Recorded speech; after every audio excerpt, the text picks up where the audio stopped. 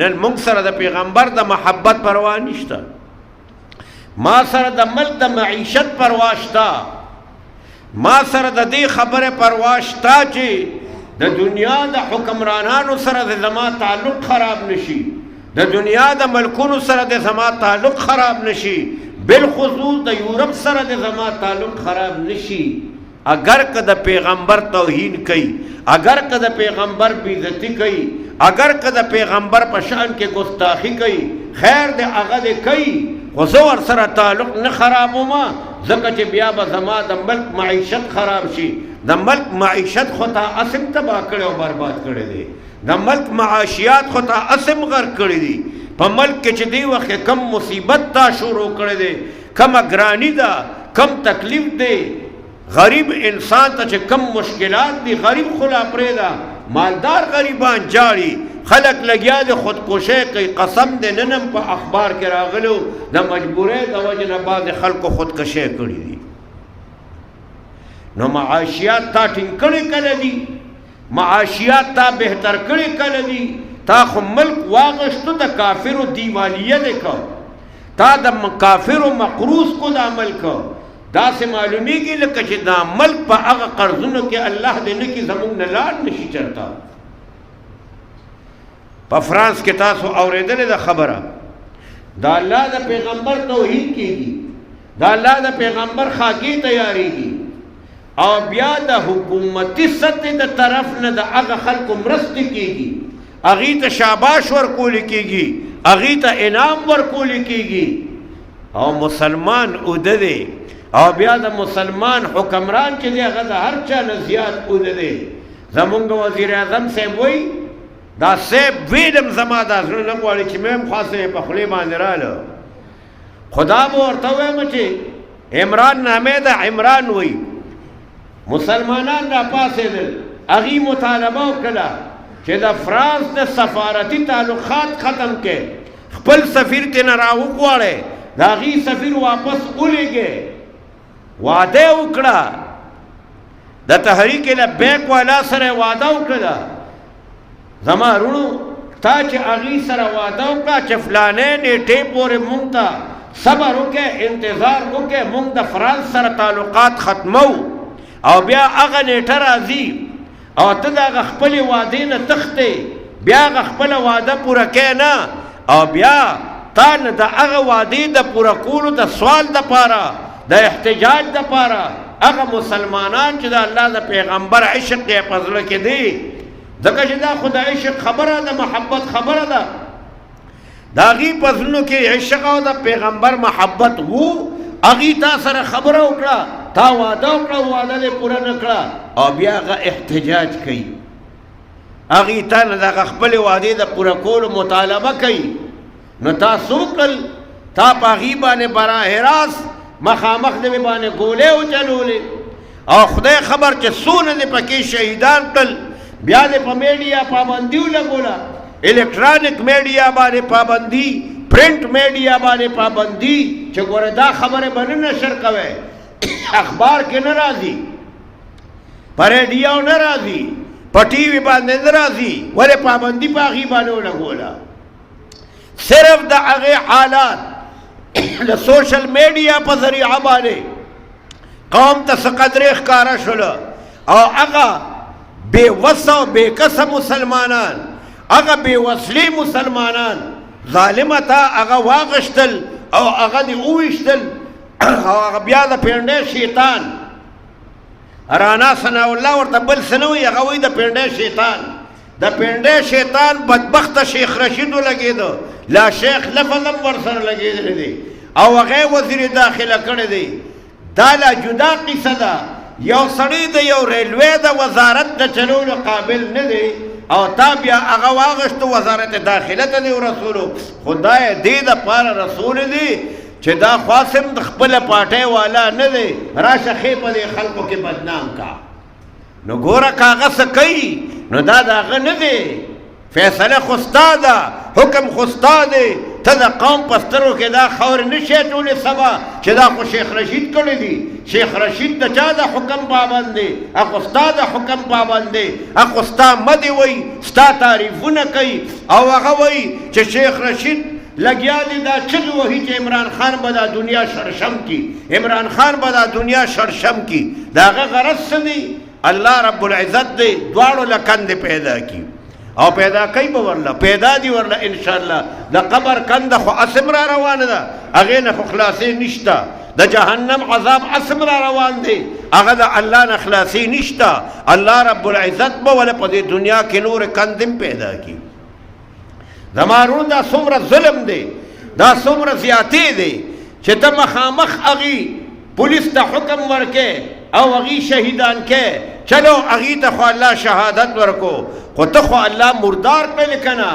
نو زما عرض دا دی چې زمونږ او ستا سره پیغمبر سره دغه مینه ده. او څه کومه؟ ریاست مدینه جوړومه. ستا خدای بیخ د هغه پلار هم ورپسې په ریاست مدینه وباسه. دا ریاست مدینه دې ته وایي بې غیرته چې د پیغمبر عشق او دعوه څه کوي؟ دعوه کوي د پیغمبر عشق زما په زړه کې د هر چا نه زیات دی. او هغه یو ډنډورچي دنیا پرست پیر یې ساتلی دی نور الحق قادري. نو هغې خو همیشه دپاره د خلکو په جیبونو باندې ډاکې چوړي دي. غریبان مسلمانان ناپوهه بېعقله هغې ورته پیران وایي، بزرګان ورته وایي، د هغې په مالونو باندې جایدادونه جوړ کړل، د هغې مالونو باندې په هر ښار کې ځان له بنګلې جوړې کړې دي، دنیا او مال او دولت یې پې باندې پیدا کړی دی. نو هغه د مذهبي امورو وزیر کړی دی. او هغه څه وایي؟ هغه زه وایم لعنت دی په دغسې پیر باندې، لعنت دی په دغسې کس باندې چې هغه وایي زه بزرګ یم، لعنت دی په دغسې عالم باندې چې هغه ځان ته عالم وایي، لعنت دی په دغسې عاشق باندې چې هغه وایي زه د پیغمبر عاشق یم. عشق دې ته وایي. هغه وایي عجیبه الفاظ دي، اخباراتو کې به تاسو کتلي وي. نور الحق قادري وایي د عمران خان په زړه کې چې د الله د پیغمبر کوم عشق دی، دغسې عشق نه د چا عالم په زړه کې شته او نه د چا پیر په زړه کې شته. نو بیا خو معلومیږي دا چې د عمران خان پیر کا او ته د هغه مرید شه که نه، بیا ته ځان له څه پیر جوړېږي. او عمران خان خو پیر کا ځکه چې خو هغه خواصم یو پیره کړې ده که نه، یو جادوګره یې کړې ده. ټوله لوبه په هغه جادوګره کې ده، ټوله لوبه په هغه پیره کې ده. عجیبه غوندې قیصه ده. یوه ښځه د خاوند ته وایي دا ته طلاق یې کړه چې زه ورسره نکاح وکړم. هغه یې طلاقوي او دی ورسره نکاح کوي او په عدت کې ورسره نکاح کوي. مسلمان دې ته وایي. ریاست مدینه راوستل دې ته وایي. د پیغمبر عشق دې ته وایي. په عدت کې نکاح کول د ښځې سره په شریعت کې حرام او ناجایز دي، نکاح نه کېږي. او تا واغېسته د هغې سره د په عدت کې نکاح وکړه. او بیا د بې غیرتۍ حد دی، د بې غیرتۍ حد دی. بل لګیا شلو هم د ده د پاټۍ سړی او هغه ولګېده، هغه بیا د عمران د ښځې د هغه بل مخکیني خاوند نه چې کومه لور د هغې سره یې نکاح وکړه او هغه خپله ښځه طلاقه کړه. او بیا د پیرې چې کوم خاوند ما نکاح هغه ولګېدو او هغه د هغه عمران د پاټۍ د هغه سړي د ښځې سره نکاح وکړه چې کومه ښځه هغه طلاقه کړه. یو عجیبه غوندې کار دی. یو طلاقی بل ورسره نکاح کوي، بل طلاقی د بل هغې سره نکاح کوي. دې ته وایي ریاست مدینه. او زه وایم لعنت دی په هغه خلقو باندې چې هغې لا اوس هم د عمران خان مرسته کوي. دا کومه مسلماني ده، دا کم ایمان دی، دا کم غیرت دی، دا کم د الله د پیغمبر سره عشق او محبت دی. د الله د پیغمبر د دشمنانو سره محبت. او تا عجیبه غوندې الفاظ وي. اخبار وګوره موجود دی ما سره. وایي چې که مونږ د فرانس سفیر واپس کو نو څه ګارنټي ده چې بیا به د پیغمبر توهین خلق نه کوي. نو زه وایم چې تا خو دغه ځای کې دا ویلي دي چې که مونږ د فرانس سفیر واپس کو پوره یورپ سره به زمونږ تعلقات خراب شي، یورپ به زمونږ نه ناراضه شي او زمونږ معاشي حالت اسم خراب دی او نور به هم خراب شي. نو تا نه تپوس کومه چې کتا د فرانس سفیر واپس نکو نو تا سره کومه ګارنټي ده عمرانا چې ستا معاشي حالت به ټیک پاتې شي؟ تا سره دا ګارنټي شته چې ته وایې دا ګارنټي به څوک ورکوي چې که موږ د فرانس سفیر واپس کړو نو بیا به د پیغمبر توهین نه کېږي؟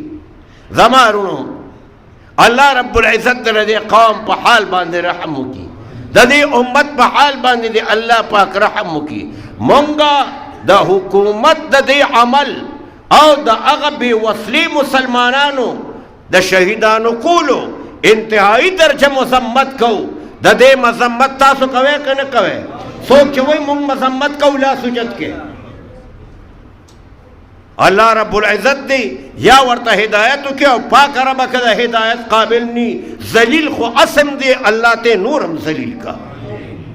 زما ورونو دا ډېره د افسوس خبره ده، دا ډېره د مصیبت خبره ده. یو مسلمان دی هغه باندې خو نماز رس فضول پکار دی. دا الله پیغمبر خو فرمایي مسلمان د مسلمان رور دی، هغه ته تکلیف دی هغه تکلیف به دی خپل تکلیف ګڼي، هغه بیمار دی د هغه بیماری به دی خپله ګڼي، هغه په تکلیف کې دی دی به د هغه تکلیف ګڼي، په راحت کې دی د هغه راحت به خپل راحت ګڼي. د مسلمان به ولې جلوس باسي؟ دا به ولې خپل حق غواړي؟ تا چې 126 ورځې په اسلام آباد کې په ډي چوک کې درنا ورکړې وه او چې څه ګندګي او څه مردارۍ وې هغه دې په هغې کې کړې دي. په تا خو چا ګولۍ نه وې چلولې، تا خو هم ناجایز مطالبه کوله، تا خو په ټي وي باندې حمله هم کړې وه، تا خو هر څه کړي وو. د قوم توهین دې کړی و، د اسمبلۍ توهین دې کړی و، د ممبرانو توهین دې کړی و، منتخب حکومت ختمول دې غوښتله، نو په تا خو چا ګولۍ نه وي چلولی. او بې غیرته چې چا د پیغمبر په مینه کې جلوس وښکې دی او تا نه د هغه خپلې وعدې د پوره کولو مطالبه کوي، نو تا په هغې باندې ګولۍ وچلولی. الله دې د هغې شهادت قبول کړي، د هغې جذبه دې الله قبوله کړي. زما ورونو د هر مسلمان سره مینه او محبت